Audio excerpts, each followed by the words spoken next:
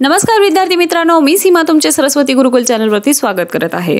आज आपण इयत्ता 8वी विषय इतिहास यातील 6वा पाठ स्वातंत्र्य चळवळीच्या युगास प्रारंभ या पाठाचा आज आपण स्वाध्याय बघणार आहोत।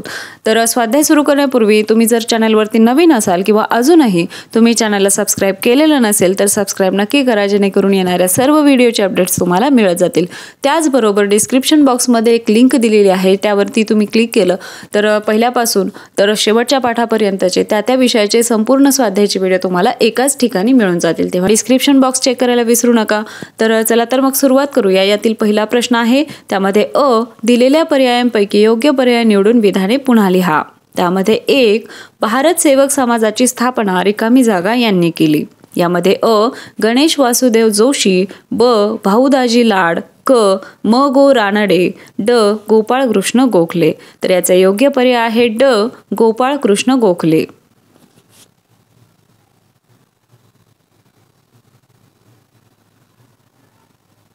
दुसरा प्रश्न आहे, राष्ट्रीय सभेचे पहिले अधिवेशन रिकामी जागा येथे भरवण्यात आले। तर पर्याय आहेत पुणे, ब मुंबई, क कोलकाता, ड लखनौ। तर योग्य पर्याय आहे ब मुंबई।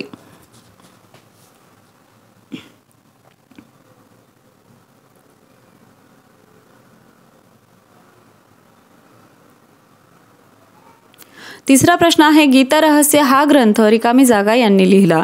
त्यामध्ये लोकमान्य टिळक, ब दादाभाई नौरोजी, क लाला लजपत राय, ड बिपिनचंद्र पाल। तर याचा योग्य पर्याय आहे लोकमान्य टिळक।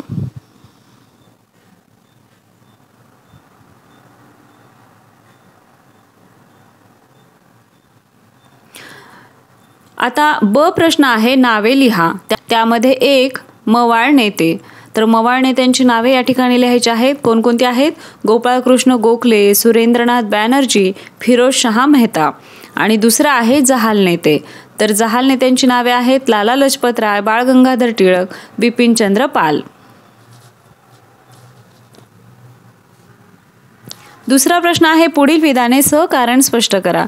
त्यामध्ये 1 स्वातंत्र्य लढ्यात भारतीयांची अस्मिता जागृत झाली।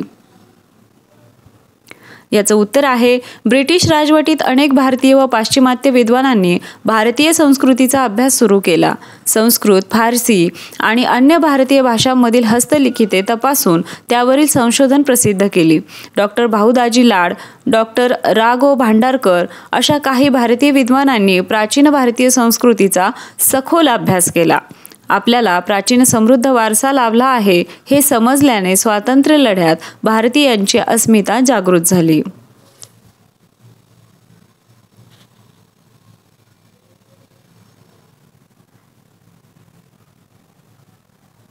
दुसरा प्रश्न आहे, भारतीय राष्ट्रीय सभेत 2 गट तयार झाले। तर याचं उत्तर आहे, भारतातील राजकीय दृष्ट्या जागृत असलेले सर्व नेते जात, धर्म, भाषा, प्रांत सर्व भेद बाजूला सारून राष्ट्रीय सभेच्या व्यासपीठावर एकत्र येत होते। भारतीय राष्ट्रसभेची उद्दिष्टे व सनदशीर मार्गांनी चळवळ पुढे नेण्यावर जरी त्यांचे एकमत असले तरीही कार्यपद्धतीबाबत त्यांच्यात तात्विक मतभेद होते। स्वातंत्र्य प्राप्त करण्यासाठी शांततेच्या सनदशीर मार्गांचा पुरस्कार करणारे हे मवाळ गट व स्वातंत्र्यासाठी अधिक तीव्र संघर्ष केला पाहिजे असे मानणारे जहाल गट अशा स्वरूपाचे राजकीय चळवळीतील मतभेदांवरून भारतीय राष्ट्रीय सभेत 2 गट तयार झाले। तिसरा प्रश्न, लॉर्ड कर्झनने बंगालची फाळणी करायचे ठरवले। याचं उत्तर, बंगाल हा एक मोठा प्रांत होता। ब्रिटिशांना या प्रांताचा कारभार करणे प्रशासकीय दृष्ट्या अवघड होते। ही फाळणी करण्यामागे प्रशासकीय सोय हे कारण दिले असले तरी लॉर्ड कर्झनचा मुख्य हेतू हिंदू व मुस्लिम यांच्यात फूट पाडून स्वातंत्र्य चळवळ दुर्बल करणे हा होता।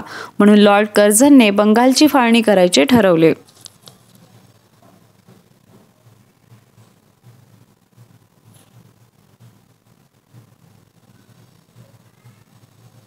तिसरा प्रश्न, टिपा लिहा। यामध्ये 1 राष्ट्रीय सभेची उद्दिष्टे।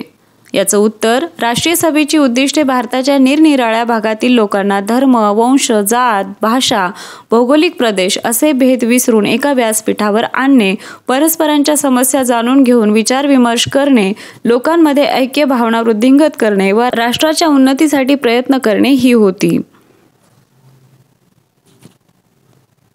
दुसरा आहे वंगभंग चळवळ. याचं उत्तर पाहूया. या चळवळीचे पडसाद सर्व भारतभर उमटले. ऑक्टोबर 1905 मध्ये लॉर्ड कर्झनने जनतेच्या विरोधाला प्रतिसाद न देता बंगालच्या फाळणीची योजना अंमलात आणली. त्यामुळे बंगालमधील जनमत अतिशय प्रक्षुब्ध झाले.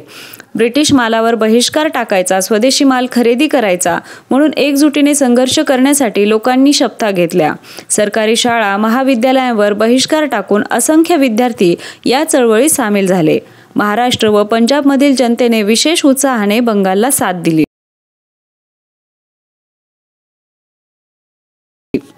वंगभंग आंदोलनाचे नेतृत्व सुरेंद्रनाथ बॅनर्जी, आनंद मोहन बोस, रवींद्रनाथ टागोर इत्यादींनी केले. वंगभंग चळवळीने भारतीय राष्ट्रीय सभेची व्याप्ती वाढली.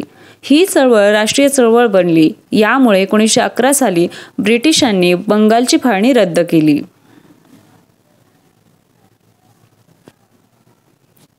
तिसरा आहे राष्ट्रीय सभेची चतुर्सूत्री. याचं उत्तर पाहूया. राष्ट्रीय सभेचे 1906च्या अधिवेशनाचे अध्यक्ष दादाभाई नौरोजी होते. त्यांनी व्यासपीठावरून स्वराज्य या शब्दाचा सर्वप्रथम उच्चार केला. याच अधिवेशनात स्वराज्य, स्वदेशी, राष्ट्रीय शिक्षण व बहिष्कार ही चतुर्सूत्री राष्ट्रीय सभेने एकमताने स्वीकारली. स्वदेशी चळवळीमुळे आपण स्वयंपूर्ण व स्वावलंबी होऊ.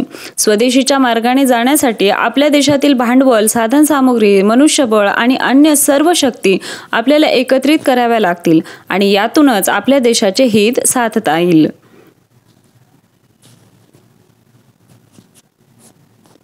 परदेशी वस्तू व मालावर बहिष्कार ही पहिली पायरी तर परदेशी राजवटीवर बहिष्कार ही पुढची पायरी असे ठरले. बहिष्कारामुळे ब्रिटिश साम्राज्याच्या मुळावर घाव घालता येईल असे नेत्यांचे मत होते.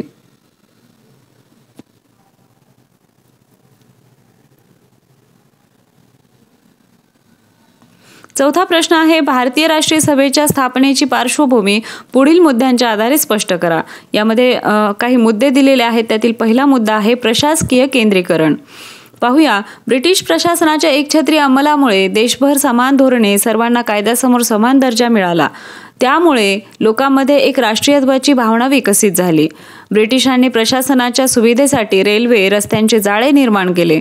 याचा फायदा भारतीयांना होऊन अनेक प्रांतातील भारतीयांचा संवाद वाढला व राष्ट्रभावना वाढीस लागली. आता दुसरा मुद्दा आहे आर्थिक शोषण. हा मुद्दा पाहूया. इंग्लंडच्या साम्राज्यवादी धोरणामुळे भारताचे आर्थिक शोषण होऊ लागले. शेतकऱ्यांना नगदी पिके घेण्यास सक्ती, शेतसारा व दुष्काळ यामुळे भारतीय शेतीचा कणा वाकला. पारंपरिक उद्योगधंद्यांचा ऱ्हास होऊन बेकारी वाढली. भांडवलदारांकडून कामगारांचे शोषण होत होते. मध्यम वर्गावर नवीन कर लादल्यामुळे लोकांच्या मनात असंतोष वाढत होता.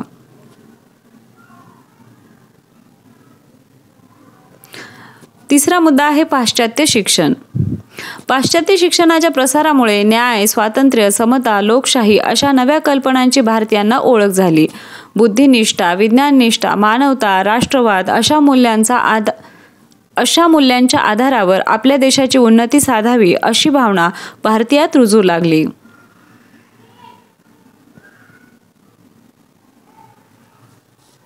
पुढचा मुद्दा आहे भारताच्या प्राचीन इतिहासाचा अभ्यास. ब्रिटिशांनी स्थापन केलेल्या एशियाटिक सोसायटीत अनेक भारतीय व पाश्चिमात्य विद्वानांनी भारतीय संस्कृतीचा अभ्यास सुरू केला. त्यांनी संस्कृत, फारसी आणि अन्य भारतीय भाषांमधील हस्तलिखिते तपासून त्यावरील संशोधने प्रसिद्ध केली. आपल्याला प्राचीन समृद्ध वारसा लाभला आहे हे समजल्याने भारतीयांची अस्मिता जागृत झाली.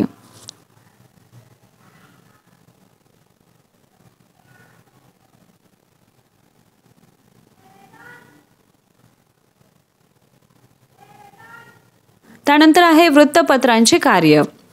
वृत्तपत्रे व नियतकालिकांमधून राजकीय व सामाजिक जागृती होऊ लागली. या वृत्तपत्रांमधून सद्यस्थितीची जाणीव निर्माण होऊ लागली. दर्पण, प्रभाकर, हिंदू, अमृत, बजार पत्रिका, केसरी, मराठा अशा वृत्तपत्रातून सरकारच्या धोरणावर टीका होऊ लागली. आशा आहे तुम्हाला सर्व प्रश्नांची उत्तरे समजली असतील. हा व्हिडिओ तुम्हाला कसा वाटला ते कमेंट करून नक्की सांगा. व्हिडिओ आवडला असेल तर व्हिडिओला लाईक करा, तुमच्या मित्रांना हा व्हिडिओ शेअर करा आणि सर्वात महत्त्वाचं म्हणजे चॅनलला सबस्क्राईब करा. आपल्या चॅनलवरती विविध विषयांच्या स्वाध्यायाच्या व्हिडिओसोबतच विविध प्रकारची भाषणे, निबंध लेखन, पत्रलेखन, आर्ट अँड क्राफ्ट असे विविध व्हिडिओ देखील अवेलेबल आहेत. तेही तुम्ही नक्की चेक करा. तेही तुम्हाला नक्कीच आवडतील. भेटूया अशाच एका नवीन व्हिडिओमध्ये. तोपर्यंत धन्यवाद.